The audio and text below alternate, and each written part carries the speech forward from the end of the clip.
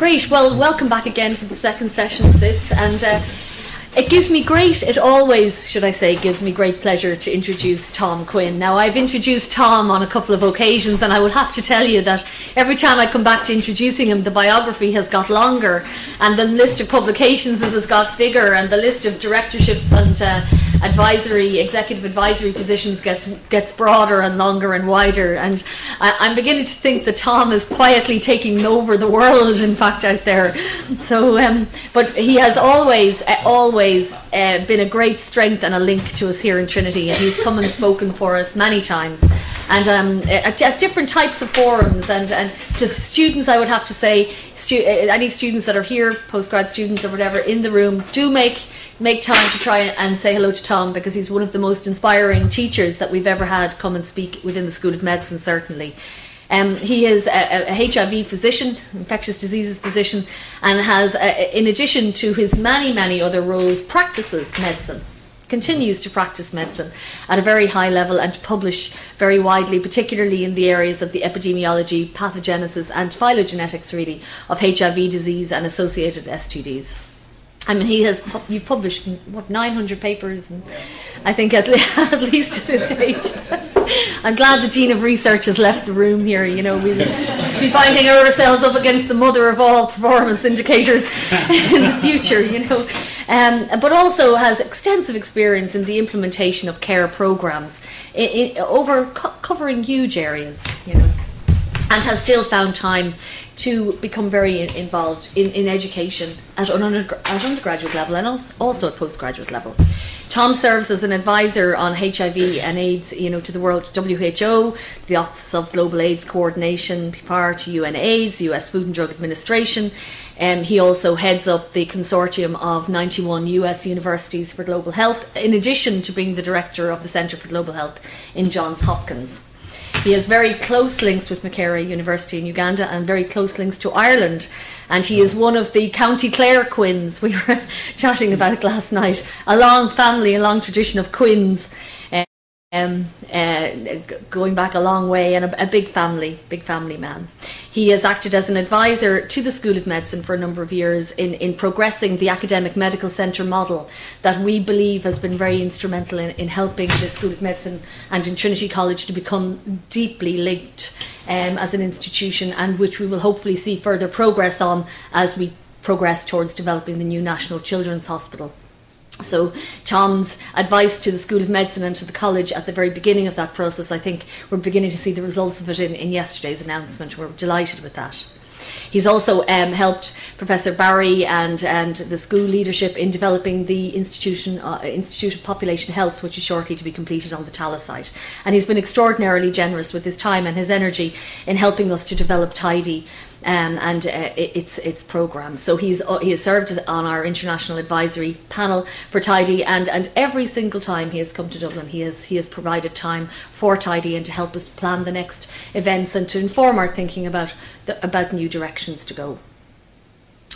And I think he's possibly one of the nicest people we know as well. So I think it's fair to say that he's a great man to take out on a night out, and he's a really nice person, which is a surprise to find that somebody with so little time can still find time for the small things. He's just completed actually hosting his son's wedding in Florida just some 72 hours ago, having managed to avoid Superstorm Sandy and get all his guests from the East Coast to the West Coast before flying home to take time out to be with us. So I think we couldn't be in better hands for a perspective on the direction that global health and global health education and research might take. So with that, I'd be delighted if you'd welcome Professor Tom Quinn.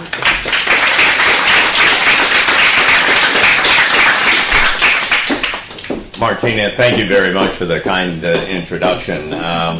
It's really the Irish hospitality that is always warming me when I come here, and it's always so welcoming to come back to Ireland. This is about my 5th or 6th visit, and I'm on my way to Uganda as well, so I was able to put both activities together, and it's really wonderful. So it goes from wedding to Ireland down to Uganda and onward.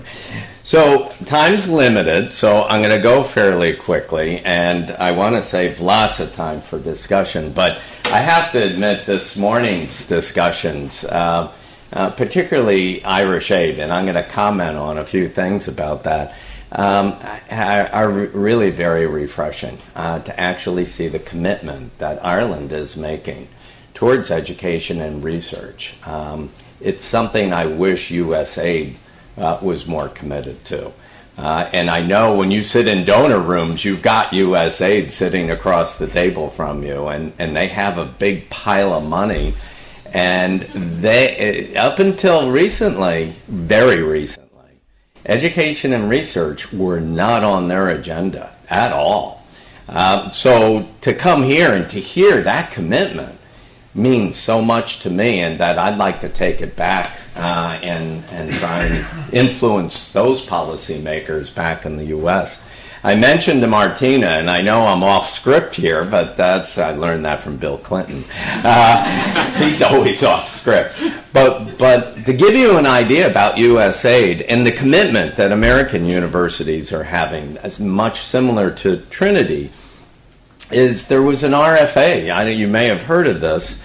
So it's a request for an application that went out from USAID. They said they were going to set aside up to somewhere around $100 million over a 5-year program for higher education in development. And so it was going to be a north-south type of reaction, much of what you've been doing for the last 5 years. They got 600 applications. They could only fund 8. So it shows the interest and the commitment of American universities, but the lack of a commitment from the government to actually synergize that kind of act. I mean, so much energy going on in those American universities wanting to partner the way Trinity is doing it, and yet not having the overall policymakers make that commitment. Now, we just had our election, and President Obama has been reelected, so I can only hope that will move in the right direction. But we need to learn from Irish Aid, as we just heard. So we are here this morning, really to talk about this program that Irish Aid and the Higher Education and Research Institute of Ireland came together and announced in 2006. It was like a request for applications, and Trinity responded. And the objectives are outlined here. I thought we'd start with this. I'm going to give more of my own U.S. perspective, but really the ultimate goals and the goals in which I'd like you to react to during the discussion are outlined here. Strengthen institutional capacity for development, research, and teaching in Southern higher education institutes, and sustained and flexible collaborative partnerships by the end of 2015. Support capacity building in higher education and research institutions in key poverty-related thematic areas in Ireland and countries benefiting from Irish Aid support by 2013.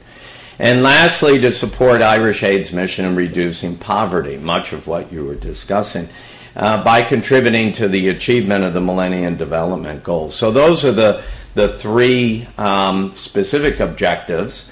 And what Trinity came up with was to do a study of 3 models of partnership between Trinity College Dublin and higher education institutes, 6 African countries, designed to understand those strengths and weaknesses of the 3 different doctoral training programs. Capture those lessons learned, and we'll hear about those next, and make recommendations to others on how best to establish North-South doctoral training programs. The goals of those partnerships here within Trinity and their partners is to deliver collaborative doctoral, it's all higher education training, in global health, the natural sciences, and economics, and we're going to hear about all 3. Train those researchers and build research and teaching capacity in African institutions. So it's starting with the youth and building their educational prowess to build the capacity within their countries. Now, the way Trinity proposed doing this was 3 models that we're going to hear about. I'm only just going to outline these, and then the next presentation will describe how they worked. But the first one was an African-led, which was African Economics Research Consortium, which is a public, non-for-profit organization established in 1988, devoted to advanced policy, research, and training in economics, and how that would interface with Trinity's educational efforts in that arena. Then there's a bilateral one, which is one more similar to the way our institution has worked, which is Trinity and Makerere Institute of Environment, Natural Resources, working together on an environment discipline program.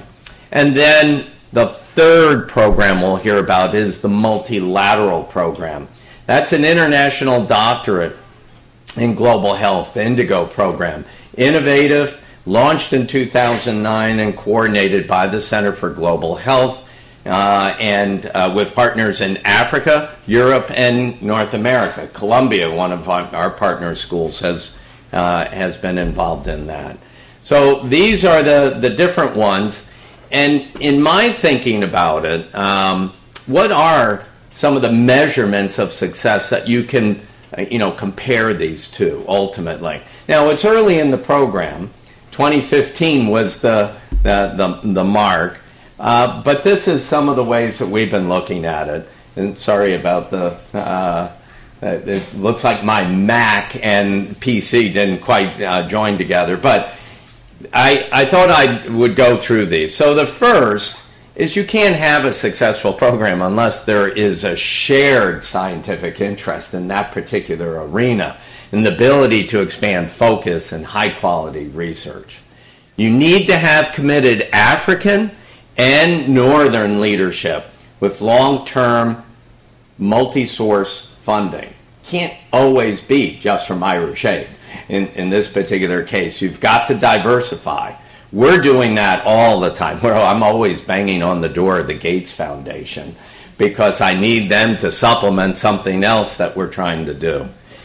You need capable, motivated African scientists. There's plenty of them. It's finding the best and the brightest and bringing them and giving them the opportunity. And then you need to invest in the human and institutional research capacity. When they get their PhD, what are they going back to? If it's not built, it's sort of like a desert. So you need to be investing in the home country capacity as well. Career opportunities need to be abundant, and you need mutually beneficial relationships and trust. And I've been taught the latter one most significantly by Professor Nelson Siwan-Kambo, one of my colleagues, who is really the principal of the College of Health Sciences at Makerere and one of my dearest friends. So where does this go from an American perspective? And I just thought I'd share our experiences. And we have formed an organization called the Consortium of Universities for Global Health. Ultimately, we're all in a health-oriented scenario.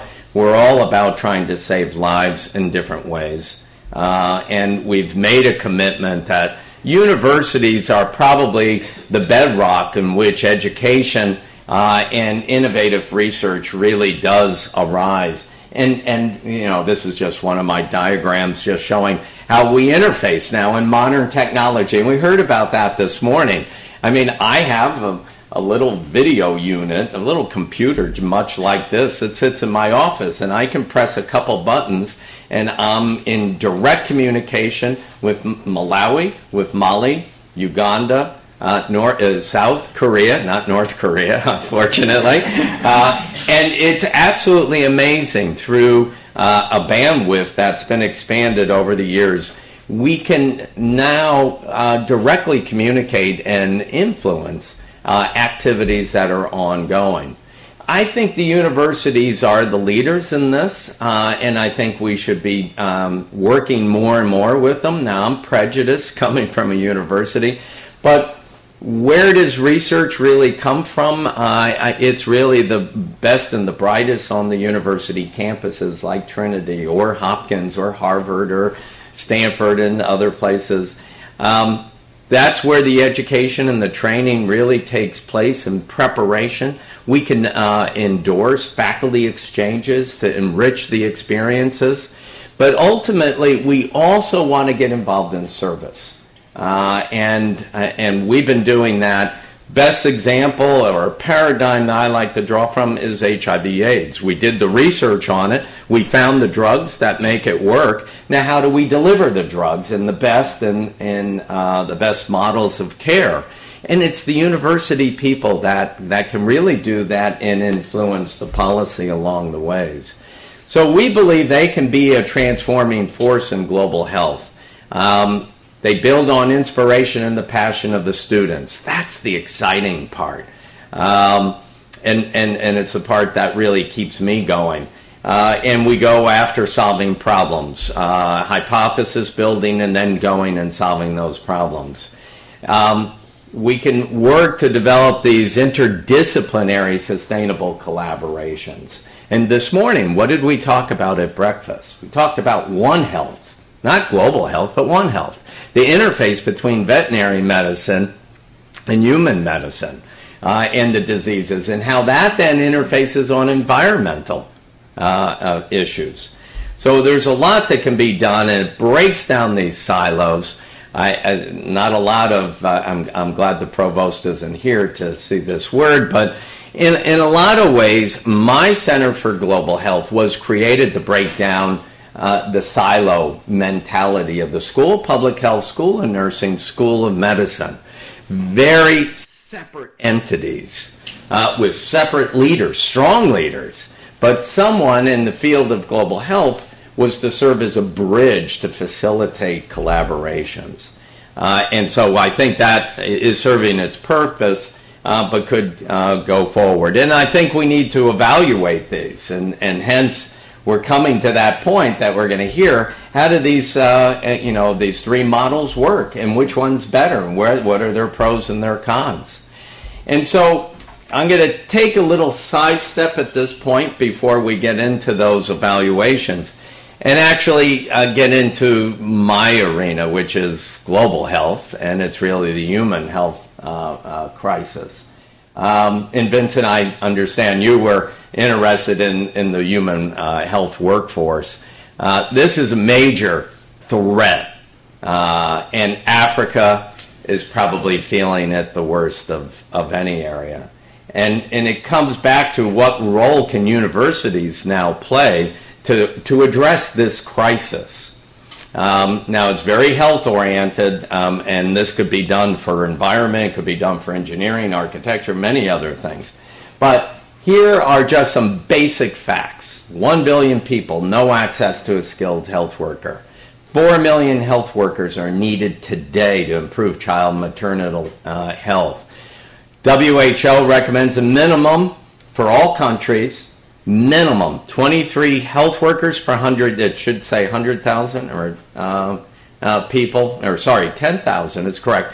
And expanding coverage is often hindered by the severe lack of human resources, especially in the rural areas. And sub-Saharan Africa requires 2 times its current health resource allocation to be added every year for the next 10 years to achieve universal coverage. So let me give you an example of this just briefly. If you look on your far left is the population distribution between sub-Saharan Africa, Asia, the rest of the world. So Africa's population makes up 11% of the world's population, 11%. But let's look at where maternal deaths are coming from. 49% are in sub-Saharan Africa. What about child mortality? 50% is in sub-Saharan Africa. HIV/AIDS, 67%. So you can see the inequities that are already just confronting you when it looks at Africa. Now, let's look at what is the response in terms of health resource allocation. Well, Africa has 3% of the world's population of health workers. Only 1% of physicians, only 4% of the nurse and midwives, and only 4% of the others health workers. If you look on the left, you look at the percent of the global burden of disease, and on the bottom, the x-axis, this percent of the global workforce. And you can see that Africa has a very high burden, but the lowest of all the regions, the lowest source of physicians and nurses and pharmacists to respond to that. So there is this global maldistribution of health workers. Africa really suffering the worst of any of them. One country, Mozambique, has 2 physicians per 100,000 population. It's absolutely incredible to think about that.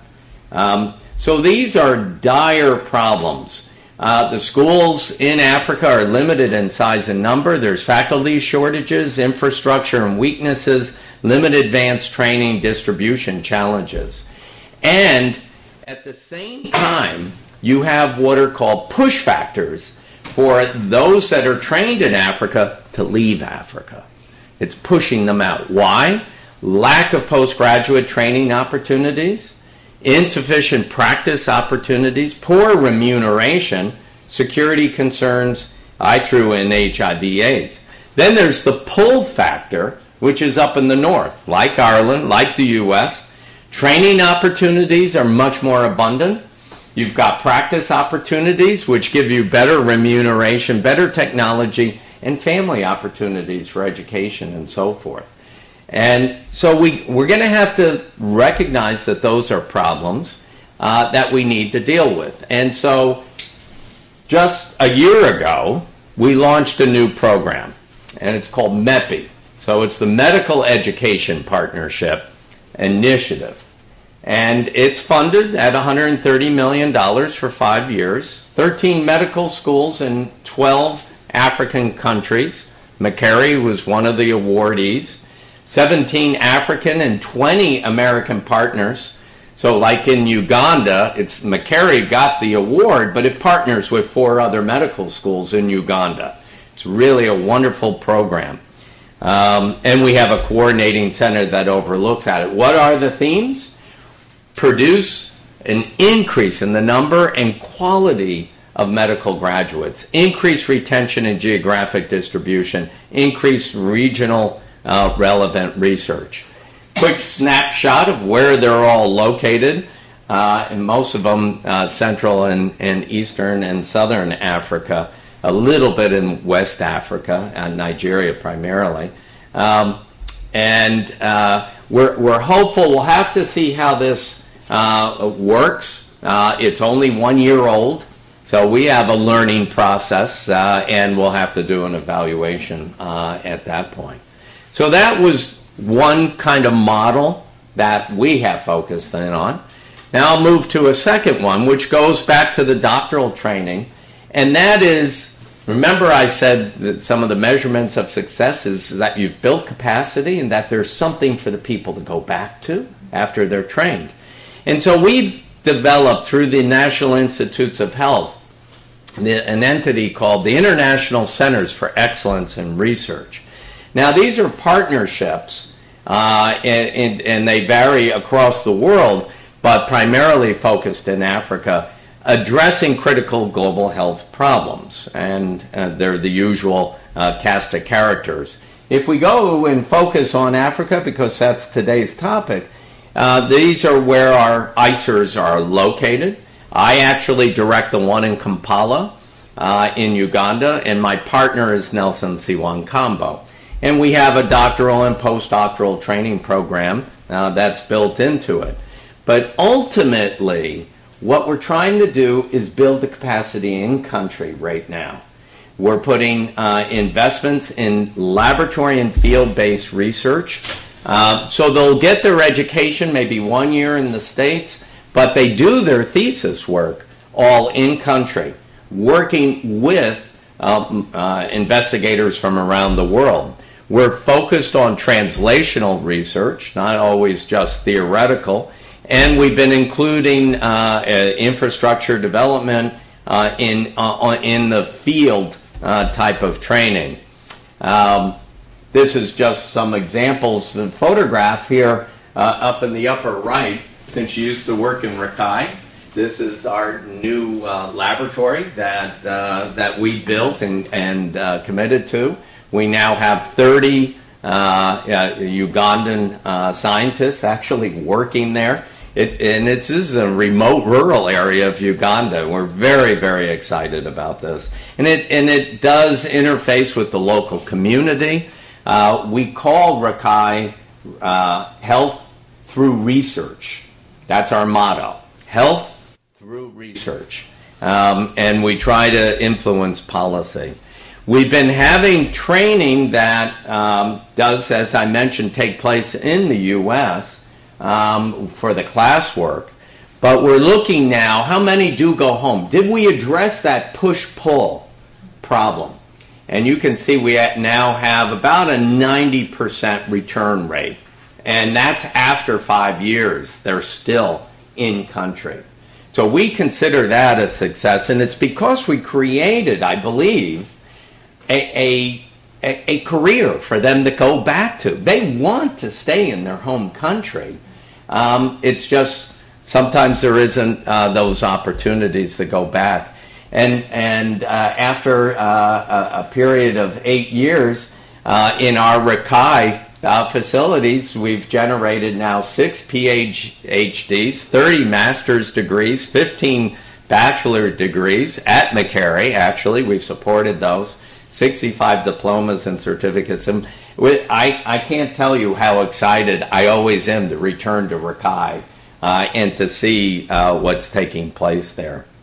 I'll close with the third partnership that we did, and this is Johns Hopkins University working with Makerere University. We wrote to the Gates Foundation because USAID would not consider this. And so we went to Gates, and Gates funded this, actually gave us $10 million.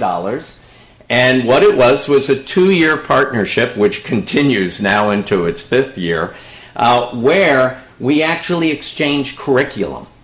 You know, how does the Hopkins curriculum interface with a Makerere curriculum?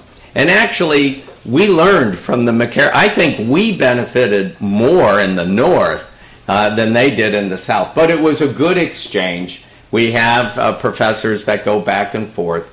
And it was really to build and to help Nelson with the College of Health Sciences build a transformative institution. And what's that really mean? It means how does the university play a leadership role in society? How do you do research to policy? What Vincent was talking about. How do we discover new knowledge in the health sciences through research, develop evidence-based practices through research, building human capacity, delivering high-quality service, collaborate with others?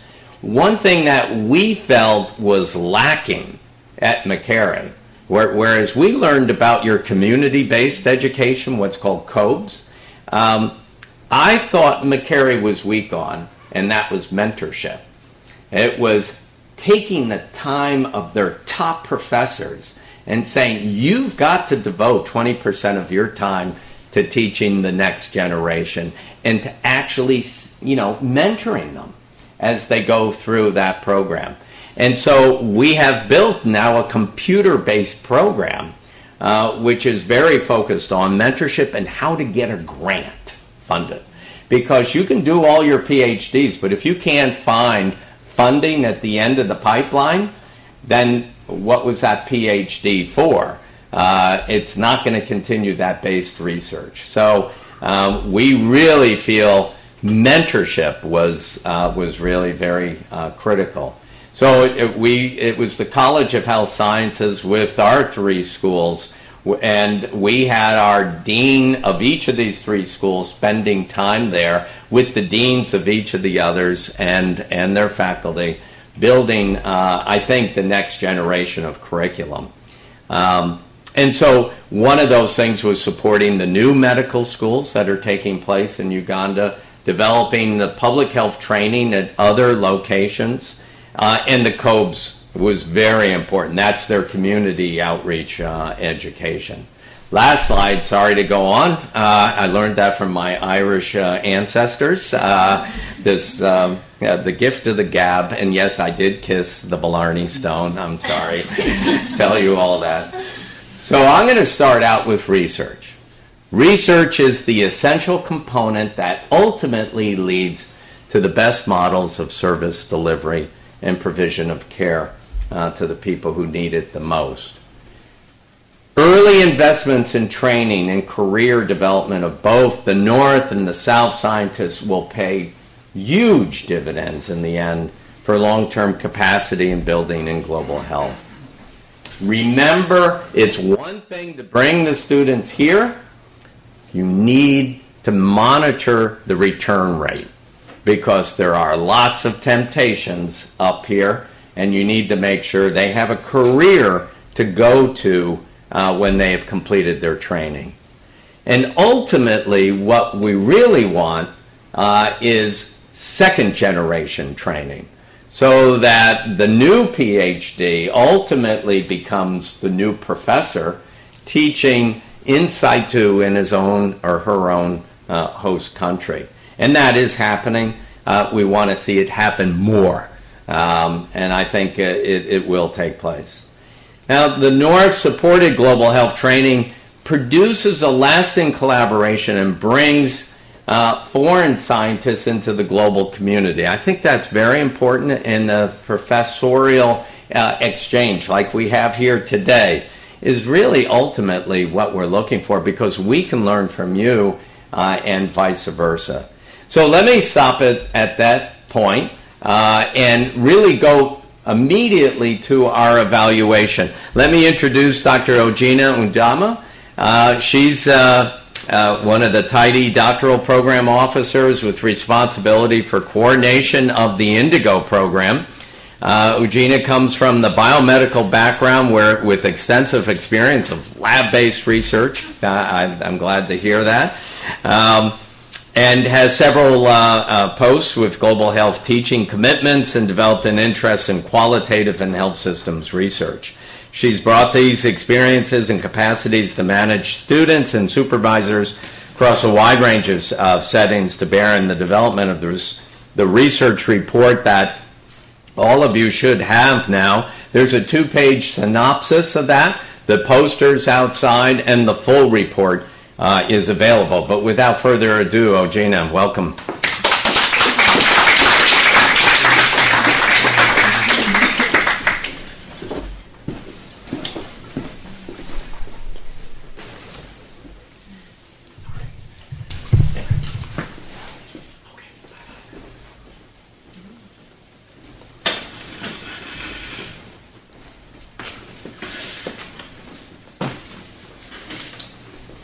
Thank you very much, everybody, and thank you for the opportunity to present the reports. This was part of the deliverable that we had for the project that was sponsored by the Program for Strategic Cooperation. It took us some time, but we decided that it must be delivered at the end of the day. So what we are trying to do with this report, it's not really like making a major comparison to this, to determine that a particular model works better than the other, but just to share our experiences, the lessons that we have learned, and what we think will be can be used for future development of North-South doctoral training partnership for other people that want to establish such a training. So I won't go much into details in terms of my introduction because most of the presentations we've had here so far have talked about so much, that I have in the introductory slide, the importance of higher education training for development in Africa. Earlier, people felt it wasn't very important, but in recent times, everyone is believing that research and management can help to address, the Millennium Development Goals and bridge the poverty gap that we have between developing and developed countries. So definitely that was where the Program for Strategic Cooperation came in 2006 and funded this project. And this project was one of the first that was funded under the Program for Strategic Cooperation 2007 to 2011. So what was this project all about? We called it Strengthening Higher Education in and for Africa. So it was a collaborative development. So we are looking at to collaboratively deliver with African partners doctoral training focused on students based in Africa. So what we did with this was that the students that we took under this project are actually young faculty members within universities in Africa. So, and the whole idea is that as we take them off as young faculty members, they can be developed to become future leaders of research within their community. So, like what Tom was talking about, trying to have a brain retained procedure at the end of the day. So that's why we had that method. And that was what cut across with all the models. So each and every model that we had young African scientists, faculty members within certain universities that were taking up to undertake this doctoral training. And I'm very proud to say that we have so many of them here. I can see Richard is here, Nuha, Fred, Camille, they are all in their third and final years of their PhD under this program.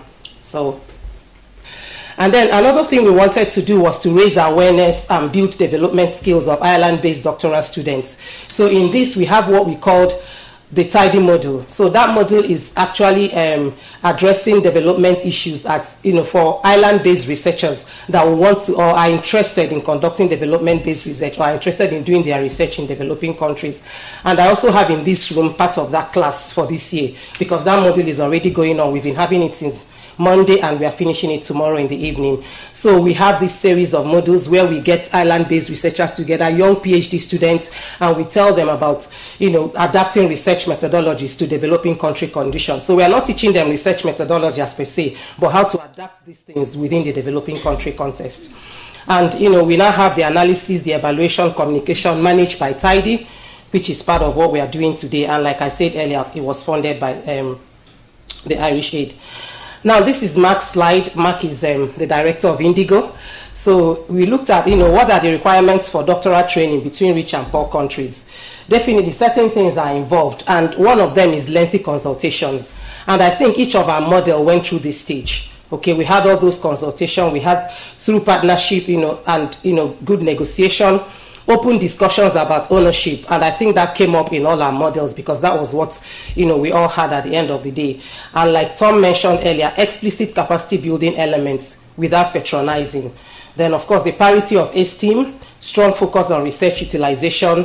Like we all say most of the time, I tell my students, I say in Africa where I come from, people do research, but it's not being used. And I think it's the same thing all over the world. So there's a problem with research and research utilization all over the world. So I think that's one of the things we are looking at. And then building a gradient of ownership transfer. So what we did with our doctoral training for development in Africa was that we had 3 models of partnership that we established.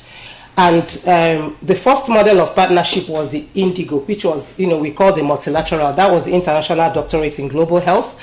And in that program, we have partners both in the south and in the north.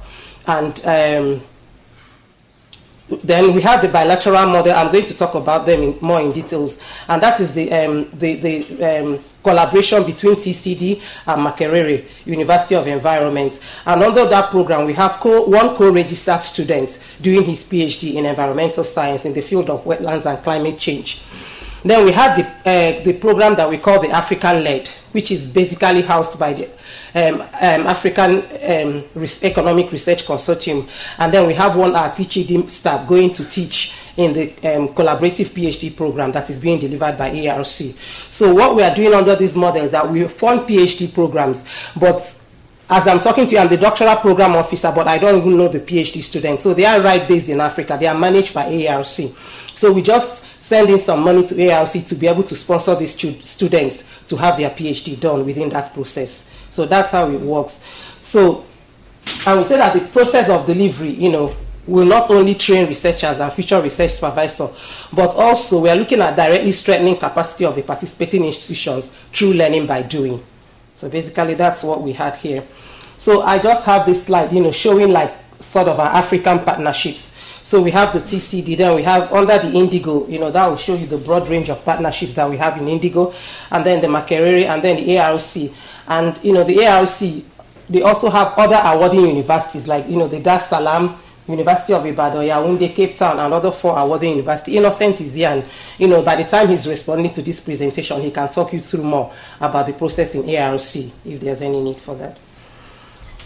So this is a map indicating the Indigo participating countries. So we have Ireland, UK, Switzerland, US, Ethiopia, Malawi, Nigeria, Uganda, and South Africa is missing because we have the HSRC, the Human Science Research Council from South Africa. So what is the current status that we have? In the multilateral program, which is the Indigo, we have 12 students that are currently registered. Indigo, I would say to a large extent, has been very successful because in it we have attracted non-funded students. So we had 6 students that are funded by the Irish Aid, but we also have 6 students that are non-funded. So these 2 students are, we call them self-funding, but they are not self-funding because they've been able to attract funds by themselves from civil organizations. Okay. So, and they spread across different geographical regions. So I would say basically we have 1 from Ethiopia, 2 from Malawi, 2 from Uganda, 1 from Nigeria, 1 from Finland, 1 from Sudan, 1 from Ireland, 1 from Canada, and 1 from the United States. Now, under the bilateral model, we have 1 student currently in his 4th year in Makerere, like I mentioned earlier. And then in the ARC, we have 2 students currently in their 4th year, and that the TCD is contributing to the CPP program. So, like everybody said earlier, there's a need to understand, whether the approaches we are using are actually improving capacity. Some results are suggested. There was this report I was reading from Mamdini 2006, and Mamdini is from Makerere University in Uganda. He has actually suggested that sometimes interventions, north-south doctoral training or other kind of north-south interventions can actually be damaging instead of it to be helpful to the south. So it's always very good for us to understand whether what we are doing is good, what the strengths, the weaknesses, where we need to improve. In as much as this program has not been concluded, so we couldn't really say we are making an evaluation or in terms of impact assessment, but we are just trying to assess the program just to understand at this stage what have been the strengths and the weaknesses, what do we need to improve on, and what do we need to strengthen, and what do we need to do better within the program. So we had a review of all the 3 models, in order to understand the strengths and the weaknesses. And this is a semi-structured interview, and it was targeted at all partners within the models, all supervisors and all students. And we had everyone respond except for one of the Indigo model partners who was quite busy at that time, and we couldn't nail him down at the end of the day. Though we interviewed somebody else within his institution, but the person couldn't offer us much, being that she wasn't directly involved in the partnership. But at the end of the day, we were able to interview all partners and supervisors and students. So under the multilateral level, definitely, because it's a bigger and broader project, so we had more participants. So we had 35. The bilateral, we had 5. The African-led, we have 11. And then we had what we call the 11 externals. So those externals were actually people that were sitting in the management of this program. So like the people sitting in the Tidy management or the Indigo management. So we didn't really want to call them, partners. So we looked at them as, sitting down from external, but having also a good perspective of what is happening within the project. So what we now did was to bring out a SWOT analysis from the results that we had, using in vivo. So what I'm going to do here is that I'm just going to give us a general summary of the strengths, the weaknesses, the opportunities and the threats of the different model. And each of the model has the principal investigators here, and they can respond at the end of the day. So they can broaden whatever I'm saying. So I'm just going to give you a broad perspectives of what we found out from the program, and which you also have in the report and which you have in the policy brief. So I might not really talk much about it, but I can explain. What I'm going to do here just to explain when we say because I say good partnership model. So what the African-led initiative was telling us was that they found the model to be good. The partnership they felt was very good. They felt that the relationship they had with Trinity College and the relationship they have with other African countries, bringing all that together within this kind of partnership worked in very well.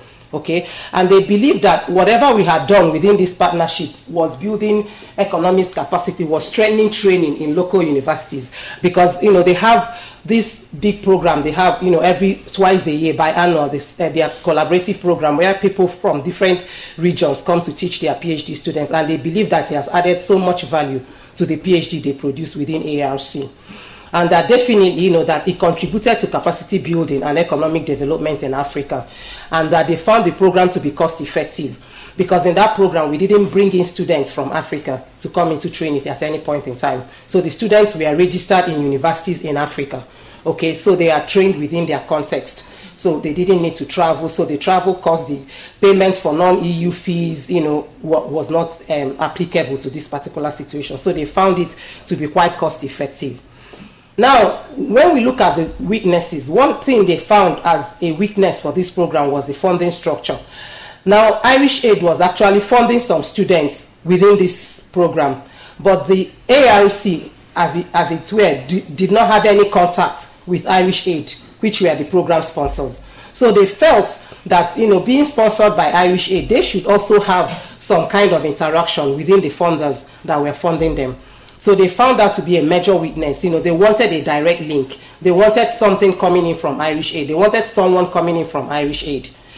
And also, most of the people within this model felt that ARC has a strong emphasis on the coursework, which is the collaborative PhD program, but not on the overall research process. So what happens is that these students are actually brought in within twice every year, and there's a strong aspect of teaching and learning, but nobody follows them up at the end of the day when they get back to their universities. So what that brings us to that the PhDs are not standardized. So the quality of PhDs that each of the students receive might not be the same, because what happens when the person gets back to Dar es Salaam might not be what's happening in University of Ibadan, might not be what is happening in other African universities.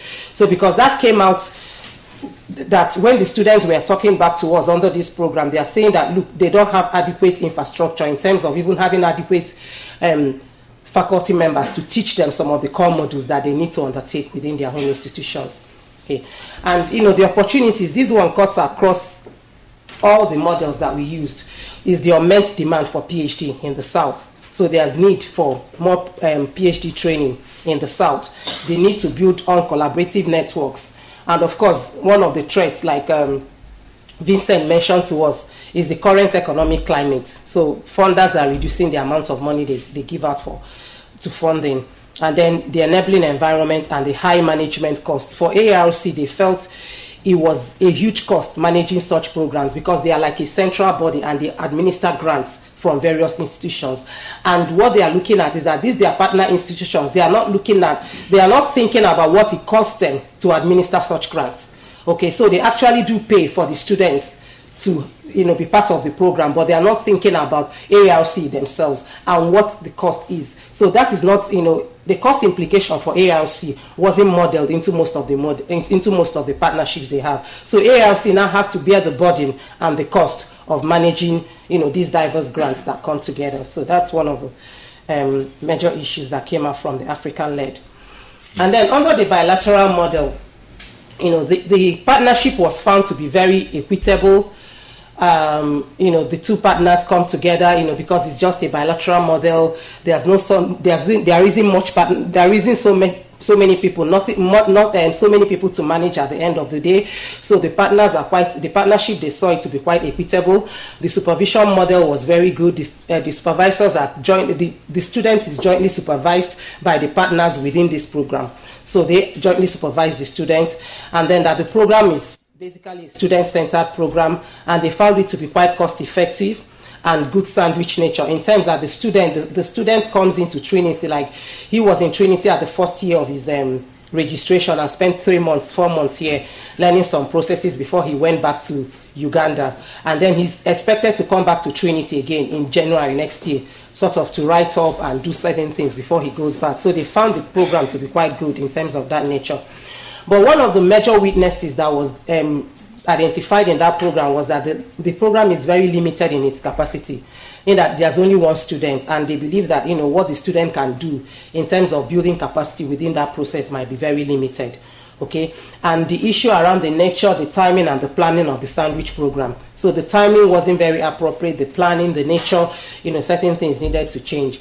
So the opportunities, the threats, almost the same. Scale up, the opportunity to scale up, and also the threats is the small scale of the program, which actually can be broadened at the end of the day. Now, on the multilateral program, we had various strengths, weaknesses, and stuff coming up. So the program was found to be very innovative in nature, in that it is very multidisciplinary.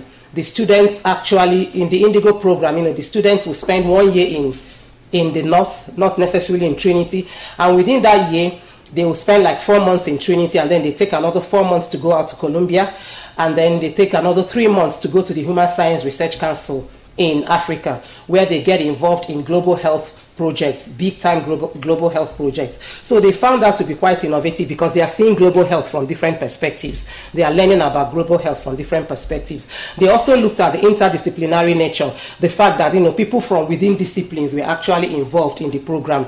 So basically you could have a student being supervised by a biostatistician and somebody that is also qualitative with a qualitative research background in HIV/AIDS. So they found that to work very well for them. So that innovative aspect of the program was quite outstanding. And also the sandwich nature of the program, like I mentioned earlier, the students come in here for some time, they go back to Africa and they spend 2 years to do their research, and they come back again at the final year of their study for just 4 months to sit down in Trinity to write up their thesis, to have a good time to write their thesis. So they find it to work very well. And then the capacity building element of the program was also mentioned. The Indigo program was found to build capacity. What we found across board was that it wasn't just building capacity of the students, as the case is, the supervisors and the other people that were involved in the program felt it built their capacity. Because in the Indigo program, we had what we call the Indigo modules, which we run during the summer. We run it week after week, so we could have the systematic reviews, we could have the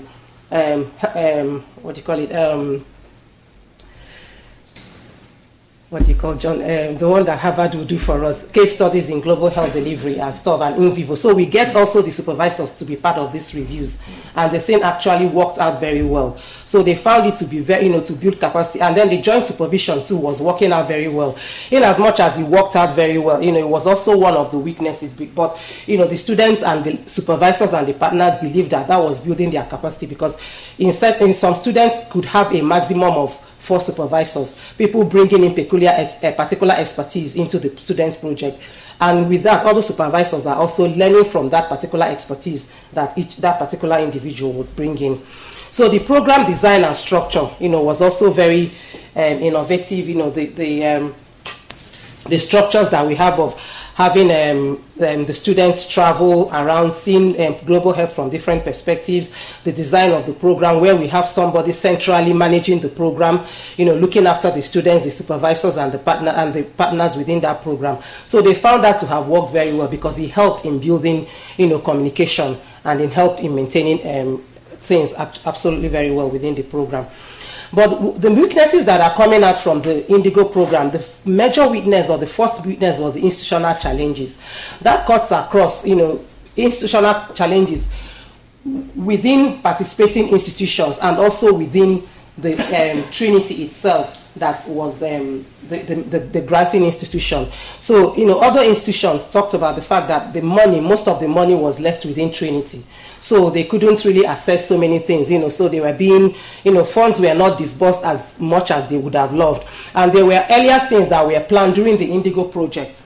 I wasn't there during the planning meeting, and those things were not actually being fulfilled because there wasn't enough money and because of issues around institutional challenges.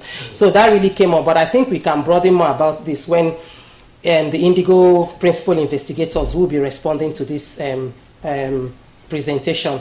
And then another thing that came up was the managing partners and expectations. Being that the program was diverse, we had diverse partners, and each partner comes in with the expectation. I know there was a lot of negotiation that went on when Indigo started, but what I noticed with projects is that as time goes on, expectations differ, expectations change. Okay, people build up, begin to have new expectations and stuff like that. So even though expectations were mapped out at the initial time, I realized as I was handling this project, being the person that was managing the Indigo program as case may be, I knew there was, managing partners and the expectations was actually a major issue that came up. So in terms, building up from these issues around communication, even sometimes actually trying to get the students to sit together with their supervisors and stuff like that and make sure that things are happening. So these were quite, major weaknesses that came up from the program. And like I said, there were financial constraints. It was seen as a weakness to this program that earlier stated goals was not achieved. And students also felt that the funding for their individual research was not adequate. I could quote in the report, you could see most of the quotes coming up, but I could remember one of the students talking about that I had a particular research design, but I had to change that research design to something smaller because I didn't get enough money to do my research at the end of the day. So that was one of the things coming up. And also the program design, like I said earlier, and the structure, which they felt was quite innovative, that was a strength. Some people also viewed it as weakness, because they believe that students having to travel around all over the country for a year would not allow them to concentrate on their major PhD, which was a major outcome or major output from the project. So they believe that in as much as that was a strength, for some people it was also a weakness to the program. Even from the students coming from the perspective, because in Indigo, though you're registered under Indigo, we register them in various schools in the college. So some of them would be in the School of Psychology, some of them will be in the School of Medicine, so some of them are even in the School of Natural Sciences. So they are cut across various schools, and each school, even computer science, and each school have their own requirements for PhD, and Indigo have our own requirements. So the students are expected to keep up with both requirements for them to graduate adequately and for them to keep receiving funding from Indigo. So that was one of the things coming up. And definitely, like for other ones, the opportunities need to build more PhD students, need to build more capacity for research within Africa, and in threats, like every other one, funding and research infrastructure. Another opportunity that came up in the Indigo model was the focus on Southern-led initiatives and joint partnerships, because most of our Southern partners believe that because Indigo was planning to, or the plan with Indigo was to shift the management of the program to the South, and they believe that that would have worked very well, and so they found it as a very good opportunity. Now I won't go into most of the recommendations. You have them there in the draft program, in the policy brief, and in the project reports that you have out there. So, but you can go on to read our recommendations, what we are recommending. But what we are saying eventually is continued investment is recommended, because it was actually a very good and innovative program. So thank you very much. So that's a partnership. It could be tight, but with it we can still move on, no matter what happens. So thank you for your time.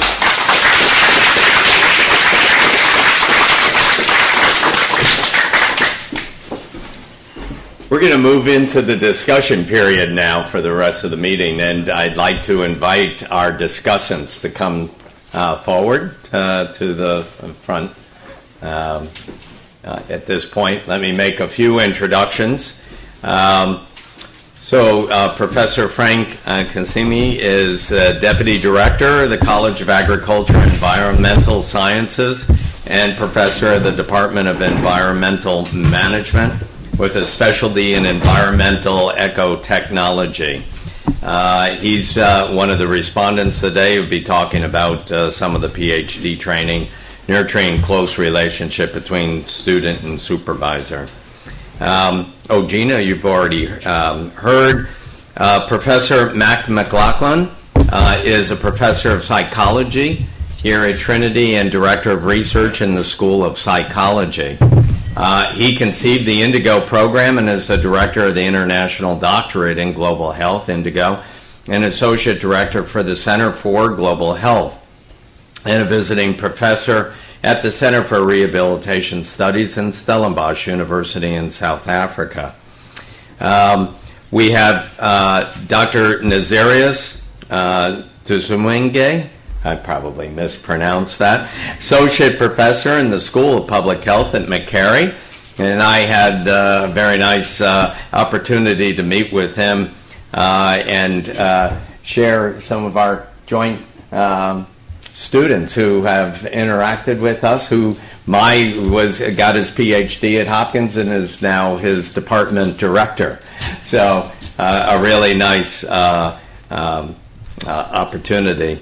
And then Dr. Innocent Matshe is with the Human Sciences Research Council, has been senior research specialist since September 2008, a former member of the Collaborative Master's Program Academic Board, an economist with 17 years of university teaching and research in microeconomics, agriculture and development economics, information and health economics, widely published in the areas of health, markets, employment, household livelihoods, and macroeconomic policies. And he joins us from Kenya. So we have some distinguished experts that now I invite to react to Ogenna's presentation and the whole partnership. And can I ask Innocent to go first?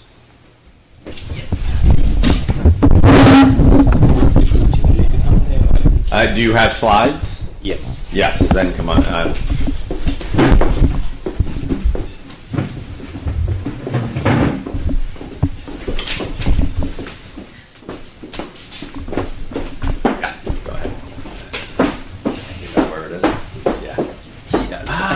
She's going to load up.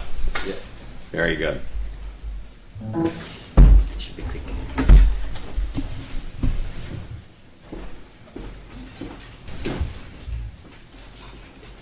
While we're waiting, any questions? Just burning questions that might not have a chance to ask later for Ogenna for any clarification. Otherwise, we'll try and save time for open discussion.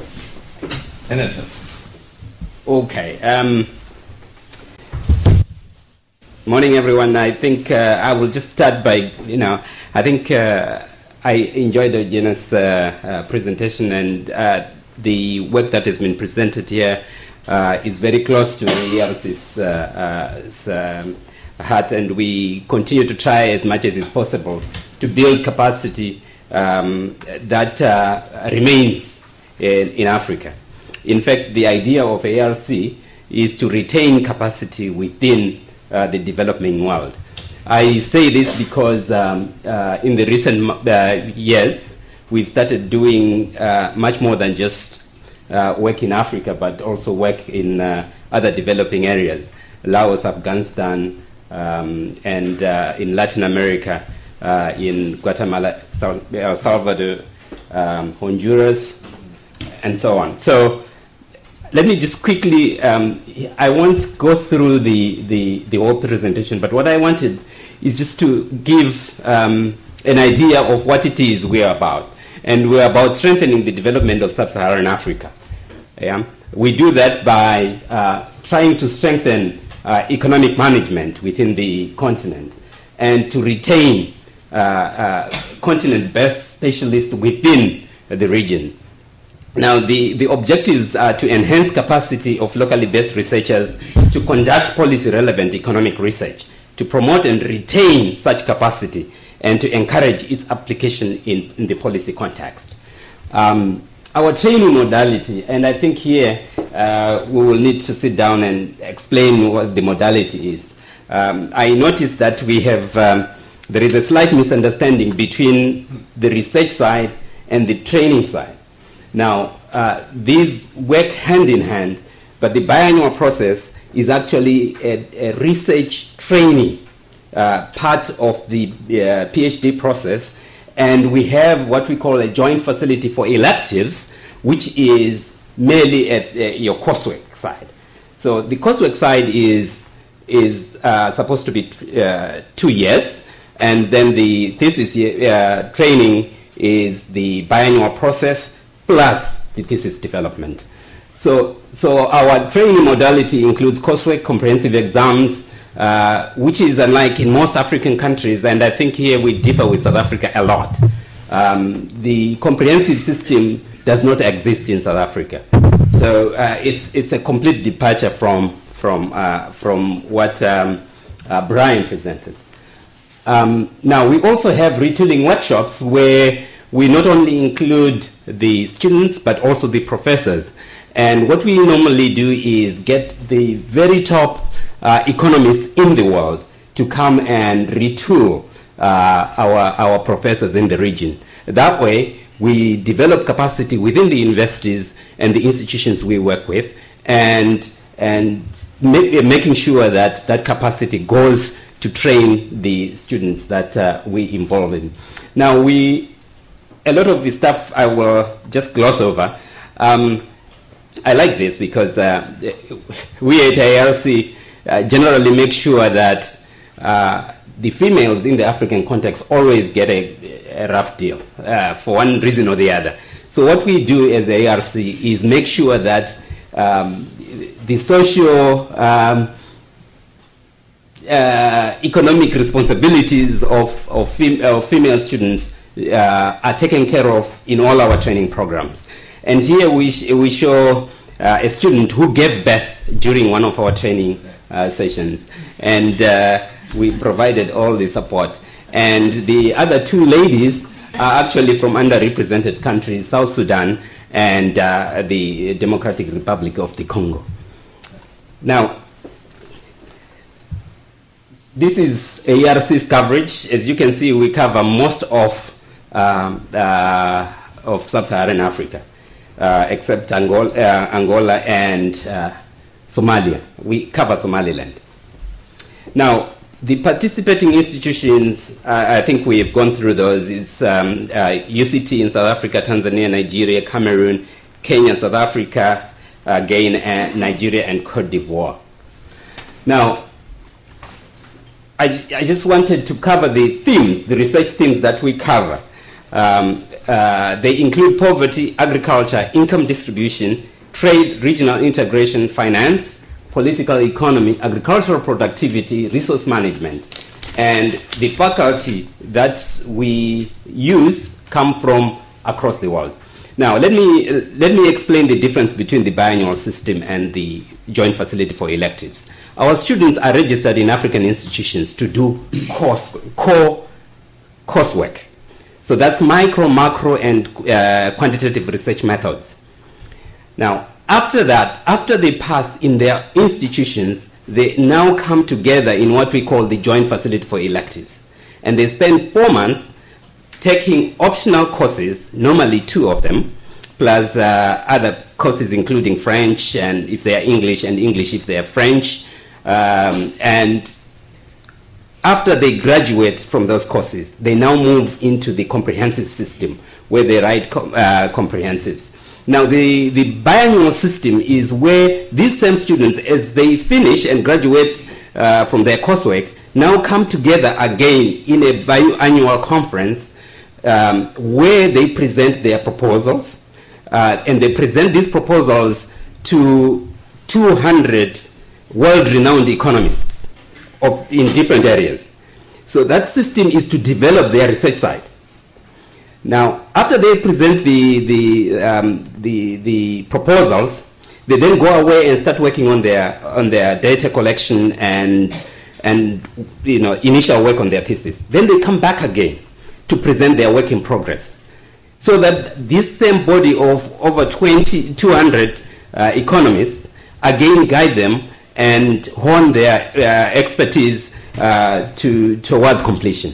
And then they go away and complete their thesis. So there is a whole system to try and develop both sides, the coursework side and the research side.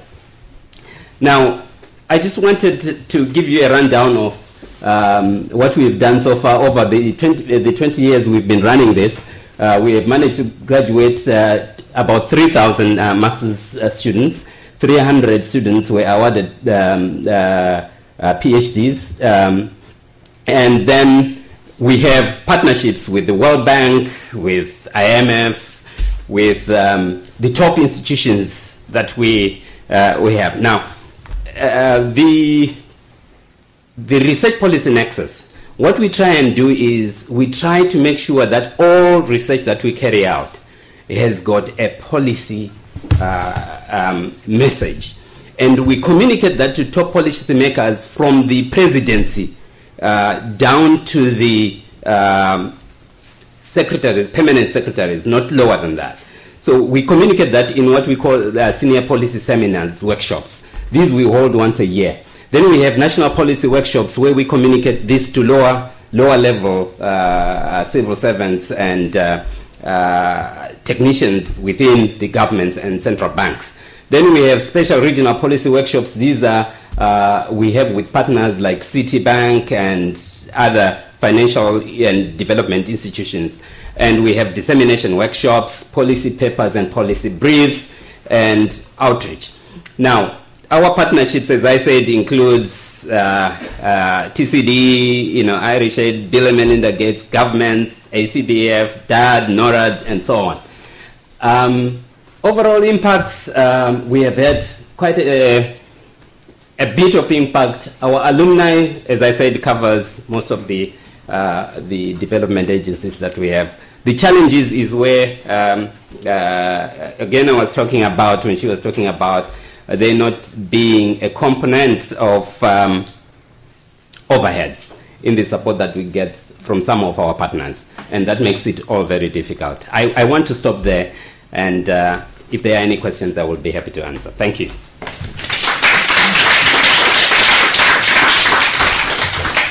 I think for brevity of time, we'll hold questions until each of the discussants has presented. And so second, I'd like to invite Frank Kansiime to the podium for his comments. Yeah, thank you. Morning, ladies and gentlemen, or good afternoon. Yeah, happy to be here to talk about our collaboration, which is bilateral. But as a matter of introduction, I was also part of a sandwich when I did my PhD. And in simple terms, most of you have tasted a sandwich.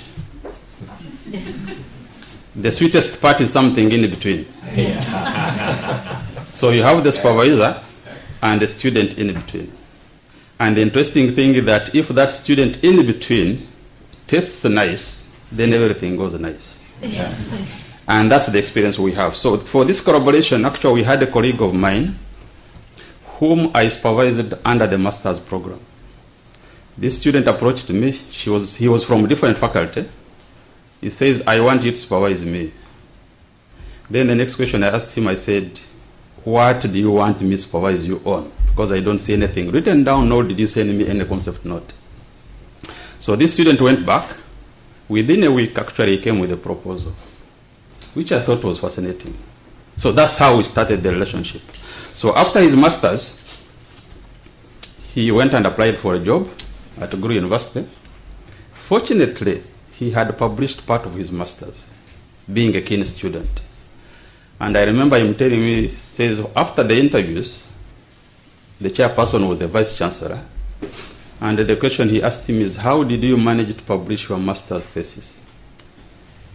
He tried to take the panel through, and in the process they said, please, for this particular candidate, employ him immediately. So that's how I managed to know him. So for this particular program, yes, I agree with Regina, the funding should continue. It's a good one, and I hope we can look for more funds to do the same. But what was interesting through this program, despite some weaknesses like lack of funding not being enough, but I think the keenness between the partners is very, very important. And I remember when I was doing my PhD, I described the process as how papyrus works. And I did that using actually a drawing which Professor Mike Jones had done in one of his publications. And I had never met him. But it was through another project which is called EcoTools that actually I met face to face with Professor Mike Jones. But I couldn't, by that time I can't express what I felt meeting this particular scientist who have been quoting without seeing. So why am I saying this? This is the same thing with the sandwich. We are a student in a development country. You have been quoting these renowned scientists, but you have never met one of them. And maybe a time comes and you're actually going to be at that particular institution to interact with that particular professor. It's actually rewarding.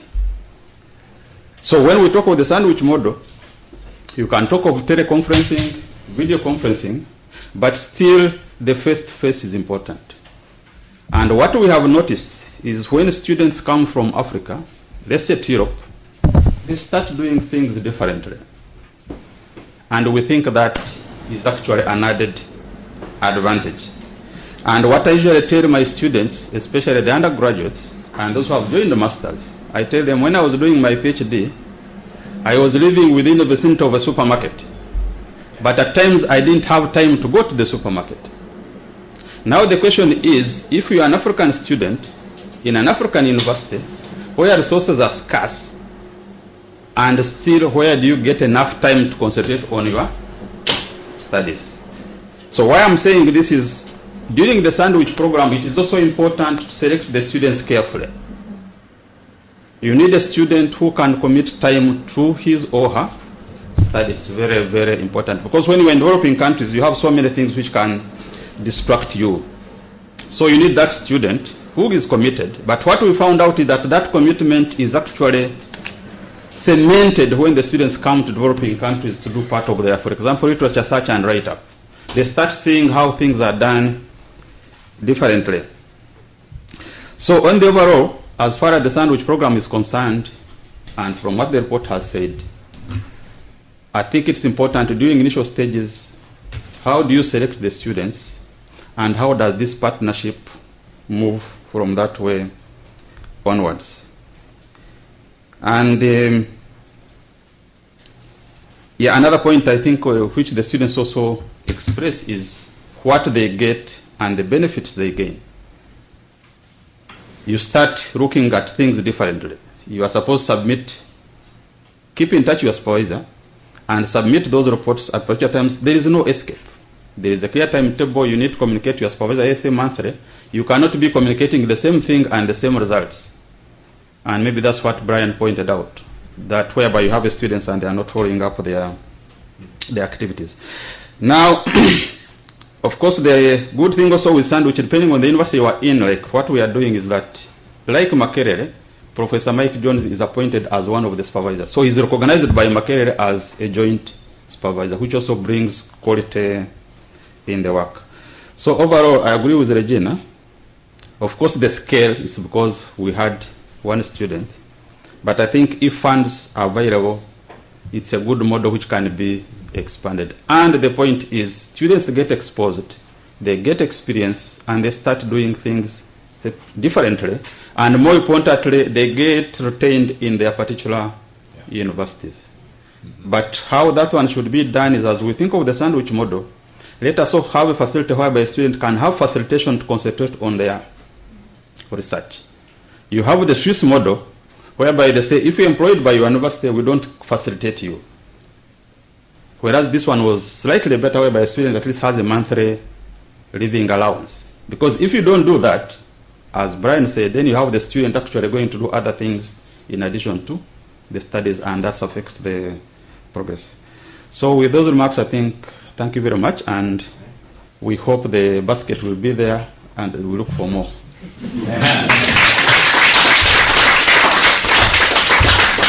Thank you very much. And for our third discussant, MacLachlan. Thank you.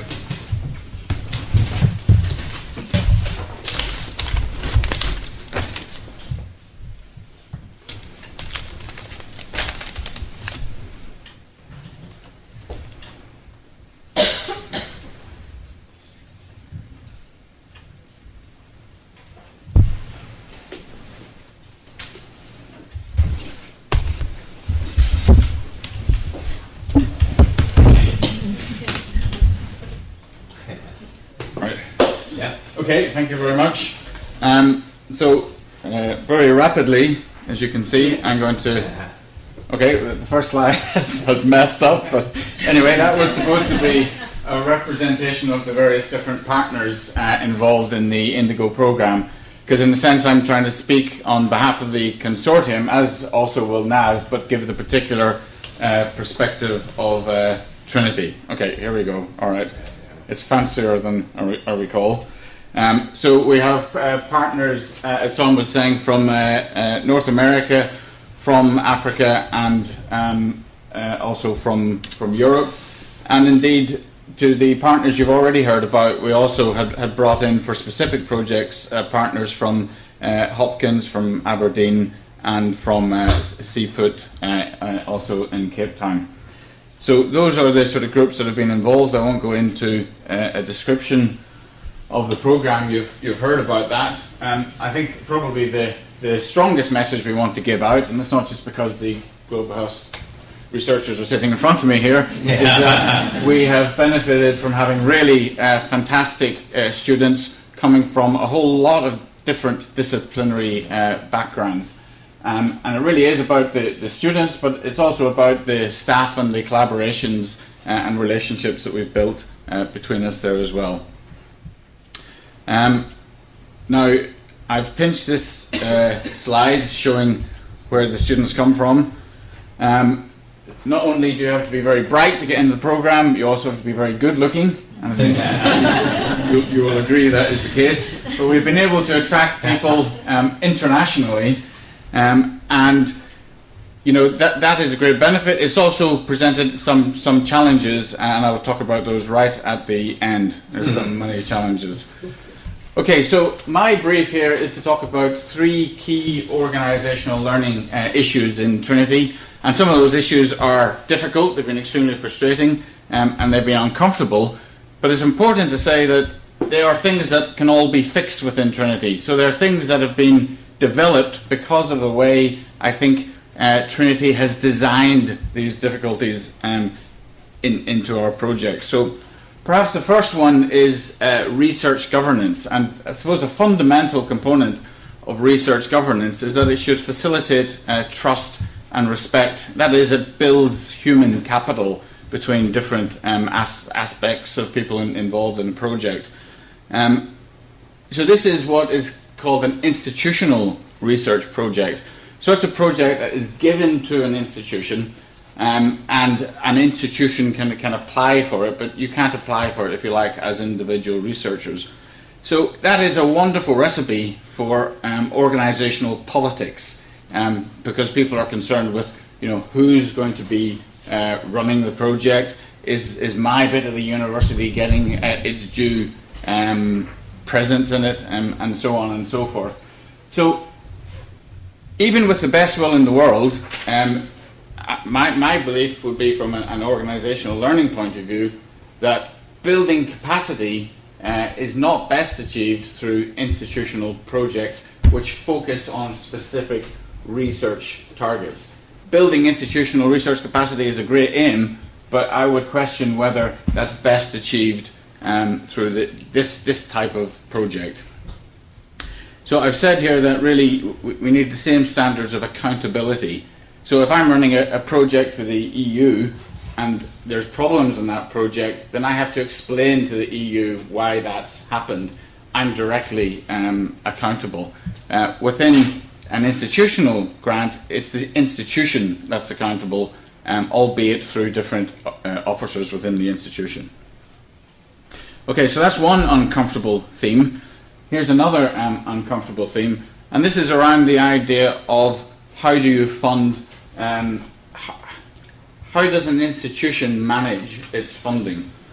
So in terms of this particular grant, we submitted a proposal which thankfully was funded by the HEA and Irish Aid, but it was predicated on a certain funding model. Now, this is nobody's fault, but the way in which the proposal was developed, we assumed that there was going to be funding income of about 50% coming from the PhD students. And indeed, that was sort of signed off throughout the organisation. Now, unfortunately, between the time that we submitted it and it was actually funded, Trinity had decided to change its funding model, and the consequence of that was that we then got none of the research income from the PhD studentships. This has been a real problem. I think our hopefully first to finish PhD student Richard has done a terrific PhD, but it's not the one he wanted to do. The one that he wanted to do, there wasn't sufficient funding for him to do that. Because of the funding shortfalls, we asked, and we're very lucky in that Hopkins actually let some of our students do their courses for nothing. And also some of the African universities didn't get the funding that they ultimately, I suppose, should have had. And again, that's been not designed in, but it's a consequence of how our organisation has restricted our operation through changing how you fund a research project. So I suppose not only has it problematized field research, but I think there's also a sort of moral problem if that we're given money to do research and it doesn't get to where it's supposed to go. Okay, so this is just looking at the future. I suppose a fundamental question for any program like this is about sustainability. Can we sustain this sort of program? Well, we could sustain this sort of program, and again, within this institution, and what can we learn from this sort of program, that if you have a cost centre, which essentially means it's a part of the university that incurs the cost of running a program, then those cost centres have to be funded by the programs that they put on. I think it's a sort of no-brainer. If you're not familiar with it, it's probably hard to understand how that doesn't happen.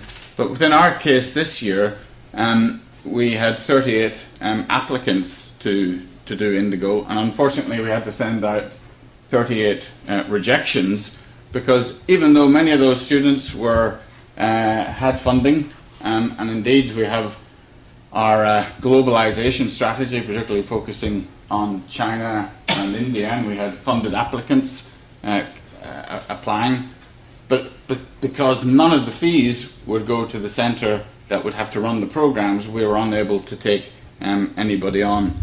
So, it seems to me that our system at the moment is, if you like, designed to be unsustainable. Clearly, to run programs, we need to employ staff to run those programs. So I think we urgently need coherence within the organisation, and if we have as a strategy having more international postgraduates, which we do, then the tactics of developing good programs need to be looked at, but essentially linked up to the operations of how does that happen. So, can we make Trinity fit for purpose for international doctoral programs? Yes, we definitely can. We have definitely got the people here to do it. We have wonderful collaborators. We have fantastic students. But we need to change the way the system in Trinity works so as to prioritise the funding to the places that are actually running the courses. So I've tried to give a constructively critical view on things that can be learnt from our experience in Trinity. Very happy to talk to anyone who wants to know more about it. It's a lot to fit into 7 or 8 minutes. Sorry. Hey. Thank you. Thank you very much.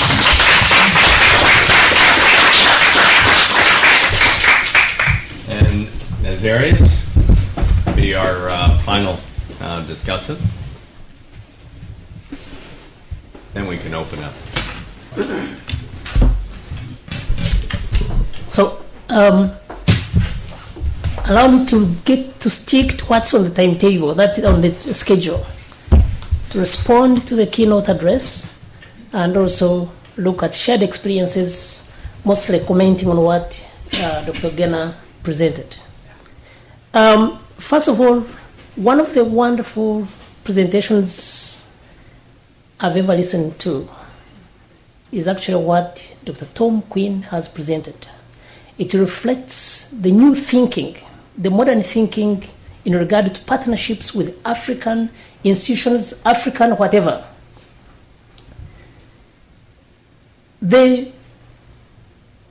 These partnerships with these developing countries are going to succeed. You're going to get 100% success rate if we really all focus on these issues. Mutual benefits of everybody. Realizing that actually out there, people are very capable, people can be motivated on just simple things like mutual respect.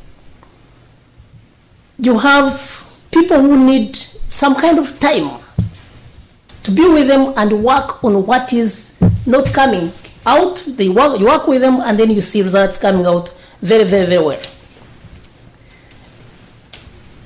This program, like the Indigo program, we've managed to do what we've done. We've actually not so much has been. We've not. I'm not paid for. For example, supervision. I don't think there's any supervisor going paid for this. But we are just offering our own time to really, because we love the program. When I come this way, I meet Mark, and maybe we can discuss some new project. We can write a proposal. We can link up with other stuff, and we really, that's some other benefit. And probably this looks at the sustainability of this Indigo.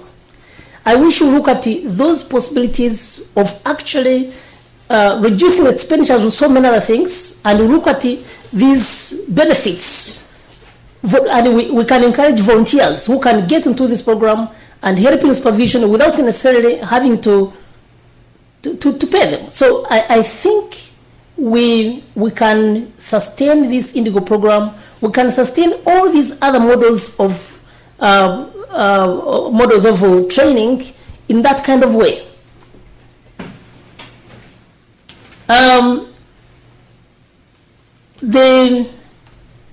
Dr. Ogenna mentioned these weaknesses, opportunities.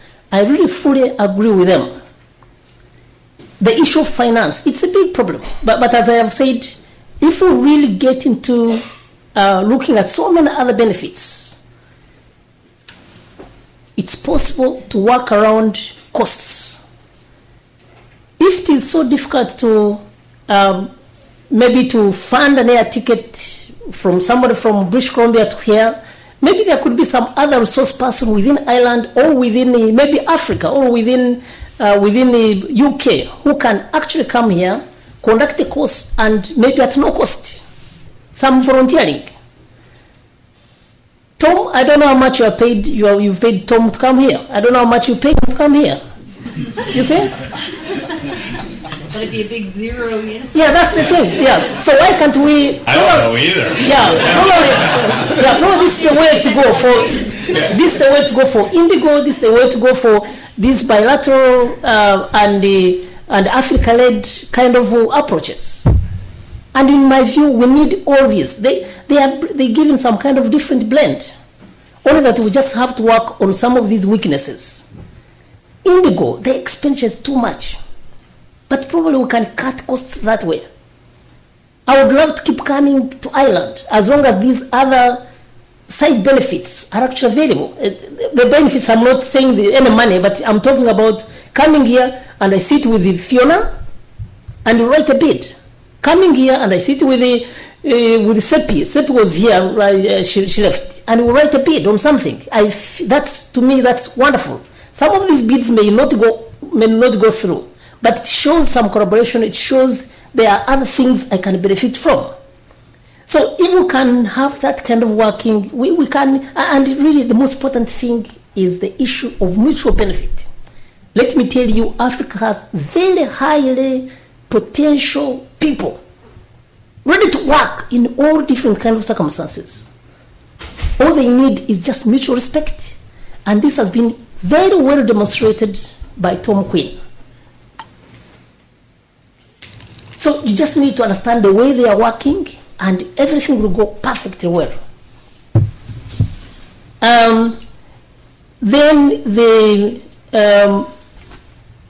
So really these are some of the issues which I really want. Now the Indigo program, we are trying to make it, the plan is to have it in Africa.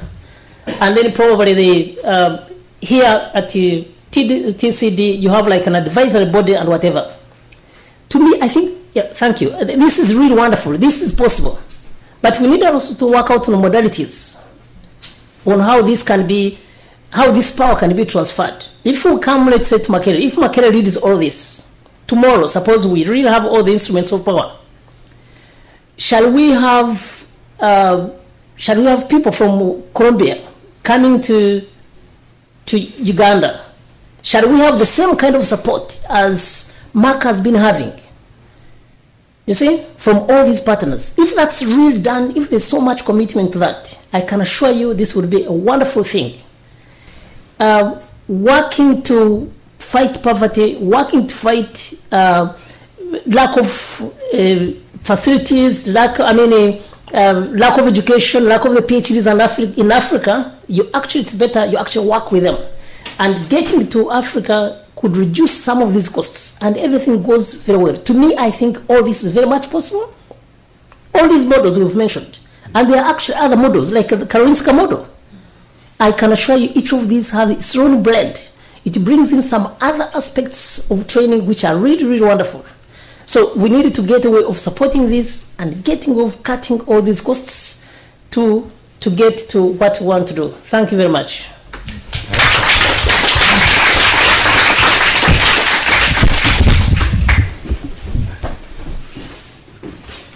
I'll just stand up here because of the microphone, but we're getting near the end. I want to thank each of the respondents for keeping the time and making succinct presentations. What I take away from this, just very briefly, is I learned a lot about the three models, and I was very impressed with this morning's presentation from the provost of Trinity. When you have a leader of head of school taking on the commitment for international development and through education and research, I mean, that's a real win-win. And you've got a leader here at Trinity who is committed. And then my African colleagues, what I'm hearing as well is that equal commitment, that these models will work with the right enthusiasm, respect, and mutual respect between the partners, and a real commitment to build capacity within the home schools and the home countries.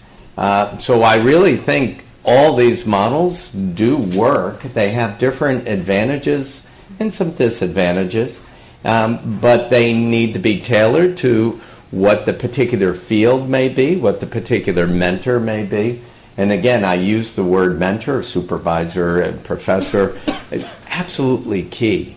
And funding, as we heard from U.S., or not from U.S., from Irish Aid, was that their commitment is still there to education through research. His last slide, Vincent's last slide, the first thing was research, right up at the top. And for me, that's very refreshing that there is that type of commitment to the enterprise that Tidy has promoted. And I'm very, I feel very fortunate to be able to hear these types of experiences and commitments here within Ireland and within each of the host countries from which the students are coming and from our discussants are coming. So I really want to thank the discussants.